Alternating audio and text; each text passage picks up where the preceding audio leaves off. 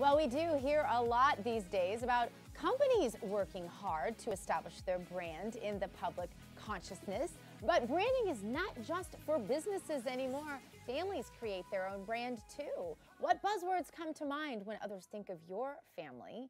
And how do you create your family brand? Research says this could be more critical than anything else you do with your family, believe it or not. Clinical psychologist and parenting expert, Dr. Dathan Paterno, with us now for our branding conversation about the family. Dr. Paterno, welcome back to Smart Life. Thanks for having me, Gina. People don't realize how important this is. And to tell you the truth, when I first read about this in your book, Desperately Seeking Parents, I have to tell you, I thought it was a little sophomoric. It felt funny to me to come up with a manifesto or a family contract or resolution or constitution, or there are different names for it out there.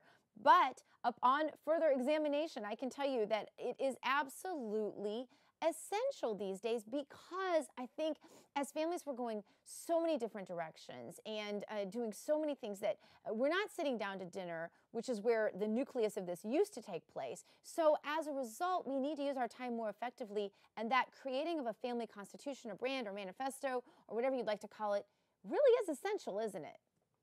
Absolutely. I think it's been one of the most effective tools that we've used in our family, and a lot of my clients and patients have really sworn by it. By the way, you're not the first person to accuse me of being sophomoric, but I think that a family constitution, it really reflects something. I have to stop you right there, because there's nothing about you that is sophomoric, and I didn't mean that at all. And in your book is one of our favorites. It's a handbook we use in our home all the time. My husband's your biggest fan. But what I meant was, when I went about telling my children, we need to create a family man, my kids were like, really? Sure. Yeah, that's what I meant. Yeah, well, I mean, we can, when that comes up, I always say, look, our country has the same thing. We have a constitution and we have a Declaration of Independence. That is our brand. That is how people know what we're about. And you have two choices when you figure out who you are and how you want to behave. You can either kind of do it randomly and then decide later, I guess I'm this or I'm that, or you can decide ahead of time. This is who I am. This is what I believe. These are our core values. Here's our expectations. Here's our boundaries. And then you can start determining how you behave according to that. And that's crucial for families. It's crucial, especially for adolescents. They need to make up their mind early. And so it's kind of one of these, if you don't stand for something, you're more likely to fall for anything. Can't remember who that quote is by. You probably know, because you're a brainiac like that. But it really is about that. It is about giving your children and your family a vision, a direction, a goal, a history, a lot like the personal branding we just discussed with Shane Mincer. A lot like that. You've got to know where you came from. You've got to know where you're going. And you got to know where you are in the midst of that, or you're likely to lose your way. What are the most important things that parents need to discuss at this branding meeting, which happens to take place in my house at the dinner table?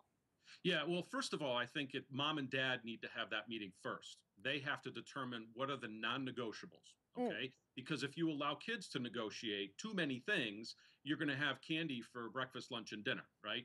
And so you're going to avoid a lot of arguments by saying, okay, here are the core essentials that we are not going to, decide anything else but this. And then you give the children room to decide what they want. And you start with something like this. As for me and my house, we will serve the Lord. After that, then you go into what does that mean? Okay, and now we can define ourselves in other ways. Are we the kind of family that eats together? Are we the kind of family that plays sports? Are we the kind of family that does Xbox every day? And all kinds of decisions should flow from the primary, the core values that you have. And mom and dad, I think, really need to do that at first. And if you're a single parent family, then you have to make that up on your own. But, as I talk about in my book, there are 5 or 6 things that you just absolutely have to settle as non-negotiables. And then you tell the kids, okay, here are the negotiables. Help us out with this.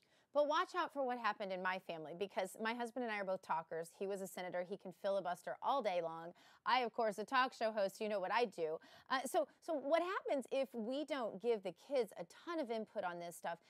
It ends up being more like a lecture session, which isn't a good thing. So what we did, and this is just a way to kind of combat our own personality styles, I think, is give each of our children the assignment of coming back to dinner the next night with their idea of the non-negotiables, so that then we can kind of come together as a group and they feel the input.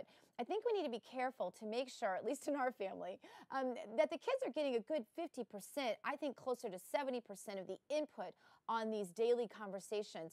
But I think also starting at the end, as in the end goal, can be a really important component of this, so that you kind of know, well, we're here and we want to get there. What are the incremental steps in between, correct? Sure. Yeah, you have to connect the dots. If you say we want to be a family that does these things and that here are our core values, the kids are going to be great brainstormers. I mean, they certainly are in my family. They know how to say, "Oh, okay, well, if we want to be a giving family, if we want to be a sacrificial family, if we want to, pray for people, this is what we got to do, and here's where we have to make time." They have phenomenal ideas, better the ideas than I would have. So, and they then, of course, when they contribute to it, they buy into it 100% because they own it.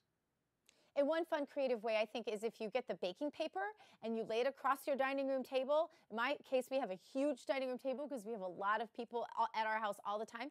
But that gives you a place where you can sort of, where the kids can brainstorm those, we have one who's largely nonverbal, and he can draw pictures of whatever it is we're talking about. It helps everybody to sort of participate.